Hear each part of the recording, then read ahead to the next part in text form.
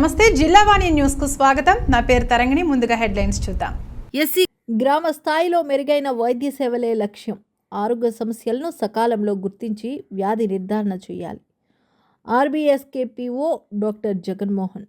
పార్వతీపురం, మన్యం జిల్లా కురుపా మండలం గ్రామాల్లో ఆరోగ్య సమస్యలు తలెత్తకుండా అప్రమత్తంగా ఉంటూ మెరుగైన ఆరోగ్య అంశాలపై అవగాహన కార్యక్రమాలు చేపట్టాలని జిల్లా ఆర్బీఎస్కే అధికారి డాక్టర్ టి జగన్మోహన్ రావు సూచించారు. నీలకంఠాపురం, మొండెంకల్లు ప్రాథమిక ఆరోగ్య కేంద్రాలను మంగళవారం సందర్శించి అక్కడ నిర్వహించిన ఆశా డే కార్యక్రమంలో పాల్గొన్నారు. ఆరోగ్య కార్యక్రమాల ద్వారా వైద్య సేవలు అందుతున్న తీరుపై సమీక్షించారు. గర్భిణీ, శిశు ఆరోగ్యంపై నిరంతర పర్యవేక్షణ తప్పనిసరి అని, ఆరోగ్య తనిఖీ వివరాలన్నీ ఎప్పటికప్పుడు ఎంసీపీ కార్డులో పూర్తి స్థాయిలో నమోదు చేయాలని ఆదేశించారు. ఏ ప్రాణాంతక వ్యాధుల నుండి రక్షణకు టీకాలు వేస్తున్నామో అవగాహన కల్పించి షెడ్యూల్ ప్రకారం టీకాలు వేయాలన్నారు. ప్రతి గర్భిణీని కాన్పు సమయానికి ముందుగా ఆసుపత్రిలో చేర్చేలా జాగ్రత్త పడాలన్నారు. వ్యాధి లక్షణాలు, వ్యాధులు గుర్తించడమే లక్ష్యంగా ఆరోగ్య సర్వేలు చేపట్టాలని, ప్రస్తుతం కొనసాగుతున్న అసంక్రమిత వ్యాధులు NCD survey, school health, anganwadi, RBSK స్క్రీనింగ్లపై ఆరా తీసి సచివాలయాల వారీగా నివేదికలు పరిశీలించారు.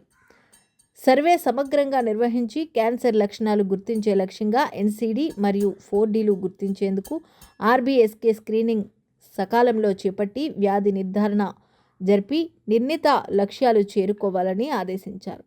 వైద్యాధికారులు, సిబ్బంది హాస్టల్స్ సందర్శిస్తూ విద్యార్థుల ఆరోగ్యంపై పర్యవేక్షణ ఉండాలని, సిక్ రూమ్, సిక్ రిజిస్టర్స్ నిర్వహణపై పరిశీలించాలన్నారు.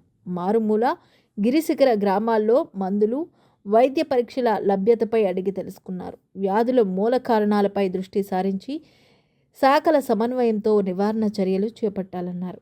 గ్రామీణ స్థాయిలో ఏ చిన్న అనారోగ్య సమస్య తలెత్తినా ఆశాలు CHWకు వెంటనే తెలియజేయాలన్నారు.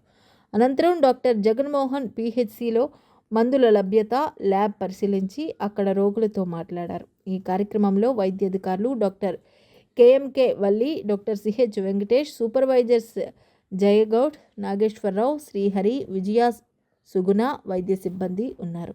మరి ఈ ఆశా డే సందర్భంగా గ్రామీణ స్థాయిలో, అలాగే ఇటు మారుమూల ప్రాంతాలు కావచ్చు, గిరిజన గ్రామం కావచ్చు, గిరిశిఖర గ్రామాలు కావచ్చు, ఇక్కడ అందుతున్న వైద్య సేవలపై, అలాగే ఆరోగ్య కార్యక్రమం నిర్వహణపై ఇటు వైద్యాధికారి సమక్షంలో, అలాగే సూపర్వైజర్స్, అలాగే ఏఎన్ఎంస్ అందరితో కలిపి సమీక్ష చేయడం జరిగింది.